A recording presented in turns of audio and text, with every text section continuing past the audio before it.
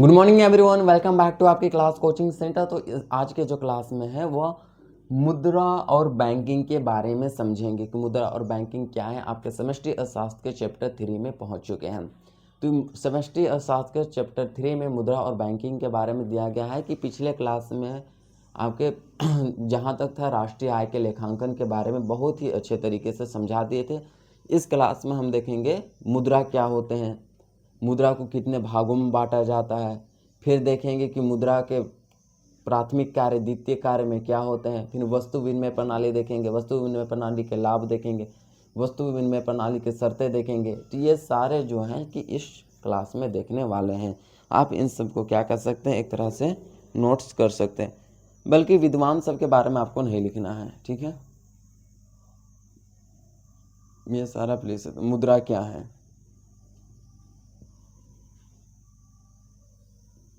Kings के अनुसार क्या मुद्रा है, ये है, ये वगैरह वगैरह। तो मुद्रा का मुख्य कार्य, मुद्रा के मुख्य कार्य को दो भागों में बांटा जाता है, ये आप लिख सकते हैं। एक है प्राथमिक में ये आते हैं और द्वितीयक में आपका ये आते हैं। फिर हम देखेंगे वस्तु विनिमय प्रणाली क्या थे, वस्तु विनिमय प्रणाली। उसके बाद देखेंगे वस्तु विनिमय प्रणाली के लाभ क्या होते हैं। साथ वस्तु विनिमय प्रणाली की आवश्यक शर्तें देखेंगे। वस्तु विनिमय प्रणाली में कठिनाइयाँ देखेंगे कि क्या क्या कठिनाइयाँ आते थे वस्तु विनिमय प्रणाली में। फिर हम देखेंगे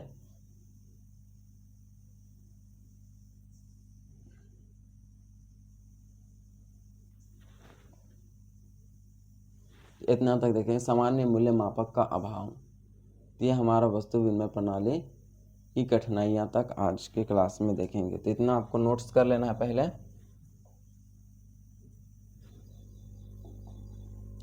तो सबसे पहले आपको समझना है कि मुद्रा क्या होते हैं। आपको जानना है कि मुद्रा क्या होता है। तो मुद्रा एक विनिमय का क्या होता है, माध्यम होता है। कि पहले हमारे पास पैसा नहीं हुआ करते थे, यानी कि मुद्रा का प्रचलन नहीं हुआ करता था। तो उस समय लोग क्या देखने को मिलते थे, वस्तु विनिमय प्रणाली, वस्तु के बदले वस्तु देना ही देखने को मिलता था। लेकिन जब से राजा महाराजाओं ने प्राचीन काल से मुद्रा का विकास किया यानी चालू किया, तब से व्यापार करने में बहुत ही आसानी हुई है। बहुत ही सुलभ तरीके से जो लोग हैं वह एक स्थान से जाकर के दूसरे स्थान पर व्यापार कर देते थे आराम से। तो मुद्रा क्या है, तो एक विनिमय का एक माध्यम है। एक हम वस्तु लेंगे और हाथ से पैसा देंगे, एक हाथ से सामान लेना, एक तो यही हमारा मुद्रा होता है। मुद्रा के कार्य को दो भागों में बांटा जाता है। यदि हम मुद्रा के कार्य को देखें तो इन्हें दो भागों में बांटा जाता है।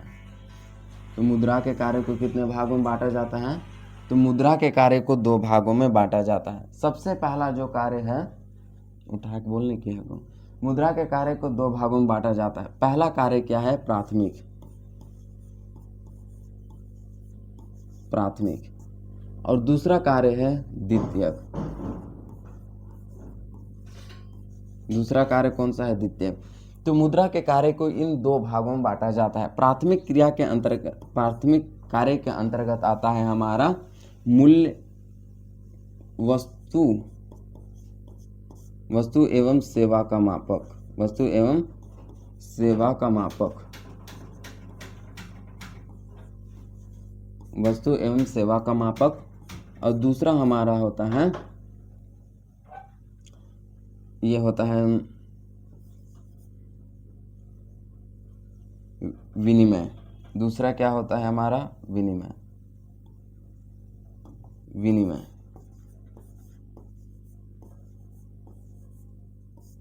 तो दूसरा हमारा विनिमय होता है। तो प्राथमिक के अंतर्गत यही आते हैं। प्राथमिक क्रिया को हम क्या कहते हैं, एक तरह से सहायक आवश्यक क्रिया, या तो इन्हें मौलिक क्रिया कहा जाता है, क्योंकि ये बहुत ही ज़्यादा जरूरी होते हैं। द्वितीय क्रिया के अंतर्गत आपके आते हैं मूल्य का संचयन, मूल्य का संचयन, मूल्य का संचयन। और दूसरा आता है हमारा मूल्य का हस्तांतरण, मूल्य हस्तांतरण, ये दो आते हैं। तो मुद्रा के कार्य को दो भागों में बांटा जाता है, आपको याद रखना है। एक है प्राथमिक, एक है द्वितीय। मुद्रा क्या होते हैं आपको पता है कि ये विनिमय के एक बहुत ही सर्वगाम्य माध्यम है। इसी के कारण से हम व्यापार कर सकते हैं, कोई भी आसानी से हम वस्तुओं का आदान प्रदान कर सकते हैं। तो सबसे पहला प्राथमिक क्रिया के अंतर्गत देखते हैं कि वस्तु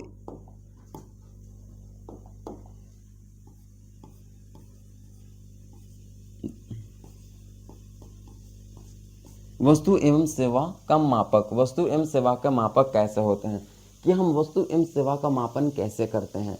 तो सबसे पहले आपको याद रखना है कि वस्तु का मापन कैसे करते हैं, कि कोई भी वस्तु को मापन करने के लिए हमें दो वस्तुओं के बीच की तुलना करते हैं। सबसे पहले मान के चलिए कि आम का दाम कितना है। आप एक बाजार जाते हैं आम खरीदने तो 150 रुपये में आम मिलते हैं, लेकिन आप सेब खरीदने जाते हैं तो सेब को पूछते हैं तो 200 रुपया कहता है। कि दो बीचों की यदि हम दो बीचों के वस्तु की तुलना करते हैं तो उसी को हम मापक कहते हैं, वस्तु का मापक। कि मान के चलिए आम 150 है, सेब 200 है, तो हम तुलना किए कि नहीं, आप बोलेंगे बिल्कुल किएंगे। तो हमें पता चला कि आम से 50 रुपया अधिक है सेब, तो हम माप लिए, तो इसी को हम क्या कहते हैं, वस्तु का मापक। दूसरा हम क्या कहते हैं, सेवा का मापक किस तरह से करते हैं।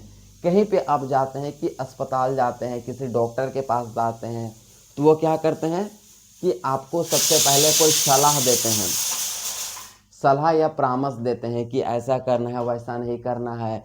उसका सलाह और परामर्श देते हैं, उसके बाद कितने रुपये लेते हैं आपसे, 300 रुपये, या आप उनके डॉक्टर के जितने भी फी हैं उतने लेते हैं। तो वह क्या होता है, उसे हम सेवा मापक कहते हैं।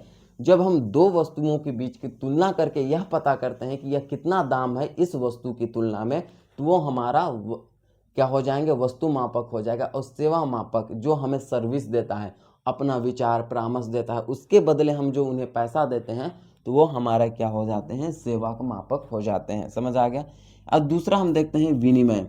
तो विनिमय क्या होता है, तो विनिमय का मतलब ही होता है कि एक वस्तु के बदले देना, आदान प्रदान। वस्तु विनिमय यानी कि वस्तु का आदान प्रदान। विनिमय यानी कि विनिमय का मतलब हम पैसा से वस्तु का आदान कर सकते हैं, आदान प्रदान कर सकते हैं, या कुछ भी कर सकते हैं। तो विनिमय मतलब एक हाथ से पैसा देते हैं और दूसरे हाथ से हम सामान लेते हैं, तो वो हमारा विनिमय हो गया। तो क्या हम मुद्रा एक विनिमय का माध्यम है यह बोलते हैं। तो ये दूसरा हो गया।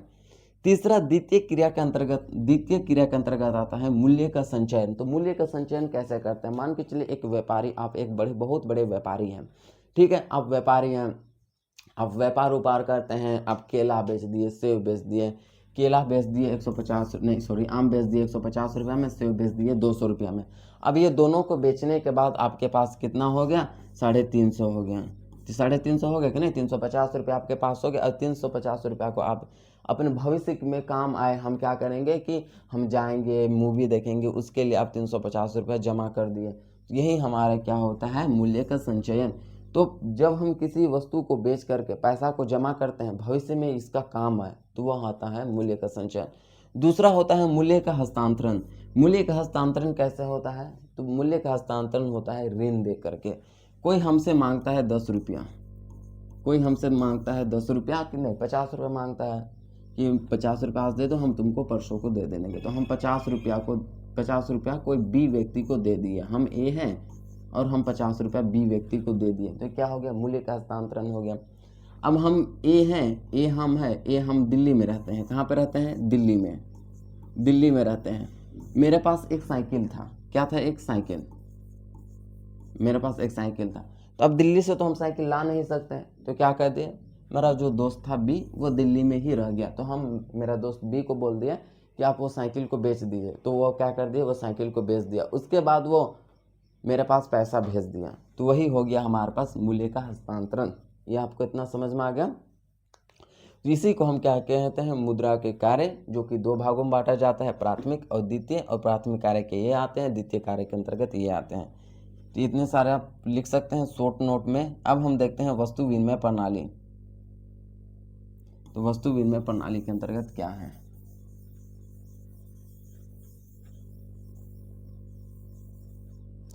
तो हम देखते हैं वस्तु विनिमय प्रणाली।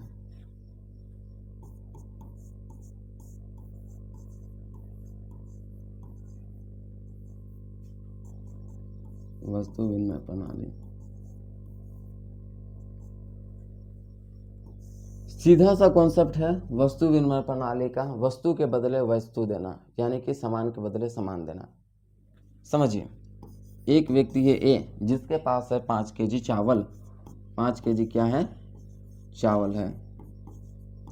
एक व्यक्ति है बी जिसके पास है 5 केजी गेहूं।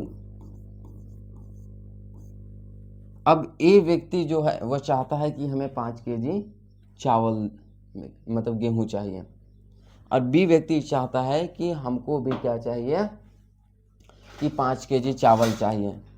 इसमें उस समय मुद्रा का कोई भूमिका नहीं है। वस्तु विनिमय प्रणाली में मुद्रा का कोई भूमिका नहीं है। पैसा को भूल जाइए, पैसा वैसा कुछ काम में नहीं आते हैं, वस्तु के बदले वस्तु ही। तो ए जाएगा बी के पास, कहेगा आप हमको 5 केजी गेहूं दीजिए और आप हमसे 5 केजी चावल ले लीजिए।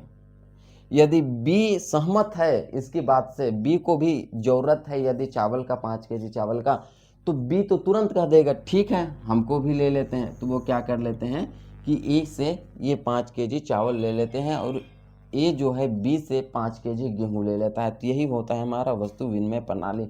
लेकिन इसमें दोहरा संयोग का होना अति आवश्यक होता है। दोहरा संयोग,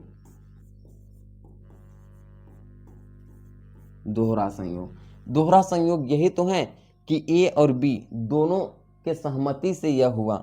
यदि उसी को हम दोहरा संयोग कह दिए, दोनों के मत से, कि बी भी चाहा कि 5 केजी चावल लेने और ए भी चाहा 5 केजी गेहूं लेने। यदि मान के चलिए ए 5 केजी गेहूं लेने चाहता और बी चावल ना लेना चाहता, तो क्या बी अपना गेहूं ए को देता? नहीं देता ना। तो क्या दोहरा संयोग होते? नहीं होते। तो इसी के लिए वस्तु विनिमय प्रणाली में हमें दोहरा संयोग का होना अति आवश्यक होता है। समझ में आ गया? तो यही सबसे बड़ी भूमिका होते हैं। तो वस्तु विनिमय प्रणाली की ये हो गए।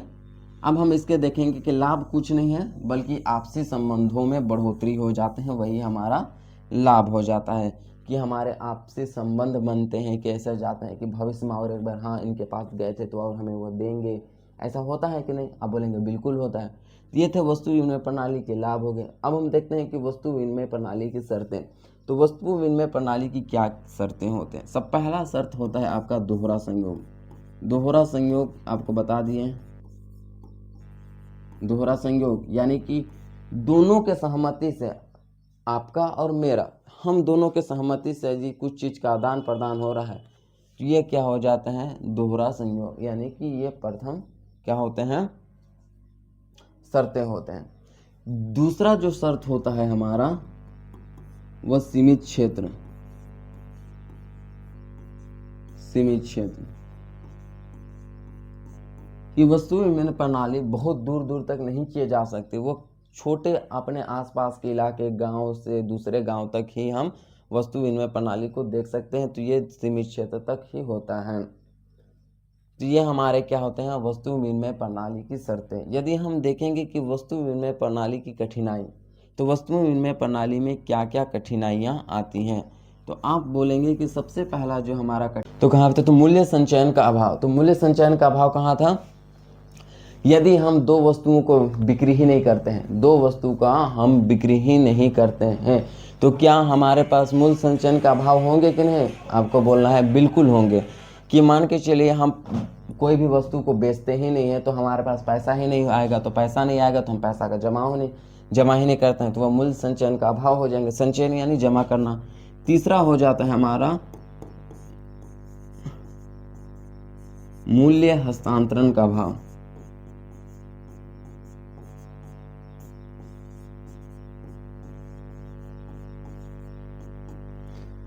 वस्तु विनिमय प्रणाली में क्या हमें मूल्य हस्तांतरण होंगे? एक स्थान से दूसरे स्थान पर क्या पैसा जा पाएंगे? नहीं जा पाएंगे। आप ही से पूछ रहे हैं क्या पैसा को जा पाएंगे? जब हमारे पास पैसा ही नहीं रहेंगे तो हम मूल्य का हस्तांतरण कैसे कर पाएंगे? क्या हम वस्तु का हस्तांतरण करेंगे? नहीं, मूल्य संचयन का अभाव होते हैं। तो यही हमारे क्या होता है? वस्तु विनिमय प्रणाली की कठिनाइयाँ होती हैं। ये सारे हमें कठिनाइयाँ देखने को मिलती है। लेकिन अभी वर्तमान समय में मुद्रा का चलन हो गया, मुद्रा आ गए, तो क्या है कि आसानी से, एकदम आसानी से क्या हो जाते हैं कि हम व्यापार कर सकते हैं या तो किसी दूसरे व्यक्ति से लेन देन कर सकते हैं। तो मुद्रा आपको समझना है कि मुद्रा का अर्थ ही होता है एकदम शाब्दिक रूप से आर्थिक क्रियाएं, यानी लेन देन करना, दो पक्षों के मध्य लेन देन करना ही मुद्रा कहलाता है। और यह वस्तु विनिमय प्रणाली के ये टोटल क्या है, अभाव है कि वस्तु विनिमय प्रणाली में क्या क्या कठिनाइयाँ देखने को मिलते हैं। ना तो हम वस्तु एवं सेवा का अभाव, ना तो हम पैसा जमा कर सकते हैं और ना ही हम पैसा को कहीं पे भेज सकते हैं। तो ये इन सभी को हमें अभाव देखने को मिलते हैं वस्तु विनिमय प्रणाली में। तो फिर इतने क्लास में इतने ही समझते हैं, फिर नेक्स्ट क्लास में फिर हम समझेंगे। धन्यवाद।